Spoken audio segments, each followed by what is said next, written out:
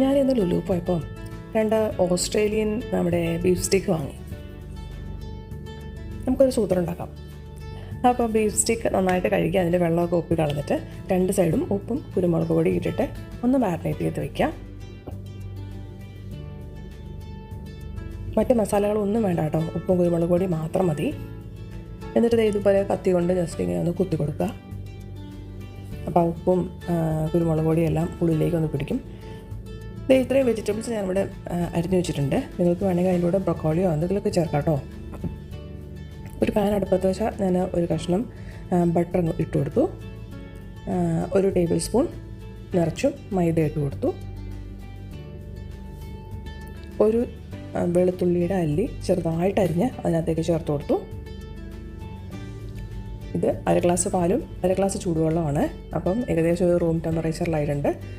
എന്നിട്ടത് കുറച്ച് ഈ മൈദയുടെ മിക്സിലോട്ട് ചേർത്ത് നമുക്കിതൊരു വൈറ്റ് സോസ് പരുവത്തിലാക്കി എടുക്കാം. കുറച്ച് കുക്കിംഗ് ക്രീമും കൂടി ഞാൻ ചേർക്കുന്നുണ്ട്.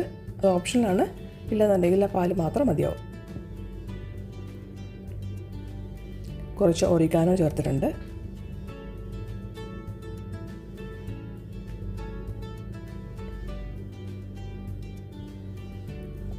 ആവശ്യത്തിന് ഈ സോസിന് ആവശ്യത്തിനുള്ള ഉപ്പ് ചേർക്കുക. എന്നിട്ട് കുറച്ച് ചില്ലി ഫ്ലേക്സും കൂടി അതിലേക്ക് ചേർത്ത് മിക്സ് ചെയ്തെടുക്കാം. അപ്പോൾ നമ്മുടെ വൈറ്റ് സോസ് ഇവിടെ റെഡി ആയിട്ടുണ്ട്. അതവിടെ ഇരിക്കട്ടെ. വേറൊരു പാനിലേക്ക് കുറച്ച് ബട്ടർ ഇട്ട് കൊടുത്തു. എന്നിട്ട് നമ്മൾ മാരിനേറ്റ് ചെയ്ത് വെച്ചിരിക്കുന്ന ബീഫ് സ്റ്റീക്ക് ഉണ്ടല്ലോ, അത് ഈ പാനിലേക്ക് വെച്ച് കൊടുത്തു. ഒരു 2 മിനിറ്റ് കഴിയുമ്പം നമുക്കിതൊന്ന് തിരിച്ചിട്ട് കൊടുക്കണം.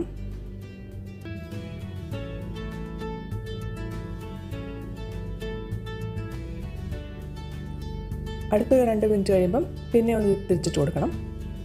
അപ്പോൾ നമ്മുടെ സ്റ്റിക്ക് എല്ലാവർക്കും മിക്ക വീഡിയോസിലും കാണാറുണ്ടാവും ഈ ഒരു സ്റ്റിക്കല്ലേ. അപ്പോൾ ഈ സ്റ്റിക്ക് വെച്ച് ജസ്റ്റ് ഇതുപോലെ ഒന്ന് ഇങ്ങനെ കുത്തി കൊടുക്കുക. അപ്പം ബട്ടറും എല്ലാം ബീഫിൻ്റെ ഉള്ളിലേക്ക് നന്നായിട്ട് പിടിക്കും.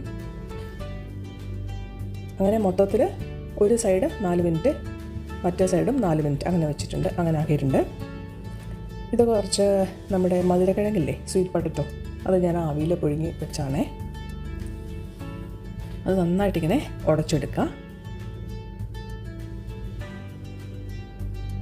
നമ്മുടെ ബീഫ് സ്റ്റിക്ക് ഞാൻ പാനിൽ നിന്ന് എടുത്ത് മാറ്റി അതേ പാനിലേക്ക് നമ്മൾ അരിഞ്ഞ് വെച്ചിരിക്കുന്ന ക്യാരറ്റും സവോളയും ക്യാപ്സിക്കം കൂടി ചേർത്തു. ഒരല്ലി വെളുത്തുള്ളിയും കൂടെ ചേർത്തിട്ടുണ്ട്. എന്നിട്ട് ആ ബീഫിൻ്റെ ഒരു എന്താ പറയുക, ഒരു നല്ല ടേസ്റ്റും ഒരു മണമൊക്കെ ഉണ്ടാവും ആ ഒരു ഓയിലിന്, ആ ബട്ടറിന്. അപ്പോൾ അതിൽ കിടന്നിട്ട് തന്നെ ഈ വെജിറ്റബിൾസ് കുറച്ച് തീ കൂട്ടിയിട്ടിട്ട് ഒന്ന് ഇങ്ങനെ ഫ്രൈ ചെയ്തെടുക്കാം.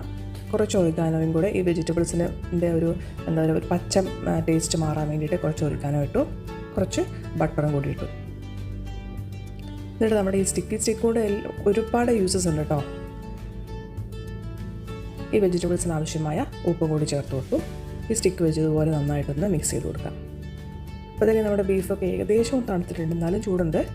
എന്നിട്ട് നമുക്കിതൊന്ന് കട്ട് ചെയ്തെടുക്കാം, അല്ലെങ്കിൽ കടിച്ച് പറിച്ച് എടുക്കേണ്ടി വരില്ലേ. ഇത് കട്ട് ചെയ്യുമ്പോൾ നിങ്ങൾക്ക് മനസ്സിലാവും നല്ല സോഫ്റ്റാണ്, അതിൻ്റെ ഉള്ളൊക്കെ നന്നായിട്ട് വെന്തിട്ടുണ്ട്. ഒന്ന് പ്ലേറ്റ് ചെയ്ത് കൊടുക്കാം. കട്ട് ചെയ്ത ബീഫിൻ്റെ കഷ്ണങ്ങൾ നിങ്ങൾക്കിഷ്ടമുള്ള രീതിയിൽ പ്ലേറ്റിലേക്ക് വയ്ക്കാം. നമ്മൾ ഉടച്ചെടുത്ത മധുരക്കിഴങ്ങ് സ്പ്രെഡ് ചെയ്ത് വെച്ചു. അതിൻ്റെ ഒരു സൈഡിൽ വെജിറ്റബിൾസും ഇട്ട് കൊടുത്തിട്ടുണ്ട്.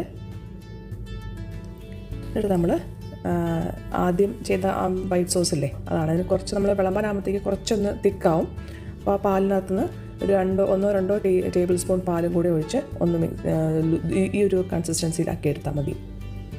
ആ കുക്കുംബറും കൂടി കട്ട് ചെയ്ത് വെക്കണമായിരുന്നു, പക്ഷേ ഞാൻ വിട്ടുപോയി. എല്ലാം കഴിഞ്ഞ് കഴിക്കാൻ നേരം ഓർത്തത്. അതിൻ്റെ പുറത്തേക്ക് കുറച്ച് ചില്ലി ഫ്ലേക്സും ഇട്ട് കൊടുക്കാം. ഹെൽത്തിയാണ്, ഈസിയാണ്. എപ്പോഴും ചോറും ചപ്പാത്തിയും ഒന്നും അല്ലാതെ ഒരു വെറൈറ്റി. അപ്പോൾ വീഡിയോ ഇഷ്ടപ്പെട്ടാൽ ലൈക്ക് ചെയ്യാൻ മറക്കരുത്. നിങ്ങളുടെ അഭിപ്രായങ്ങൾ കമൻറ്റ് ബോക്സിൽ ഇടാൻ മറക്കരുത്. നമുക്ക് അടുത്ത വീഡിയോയിൽ കാണാം.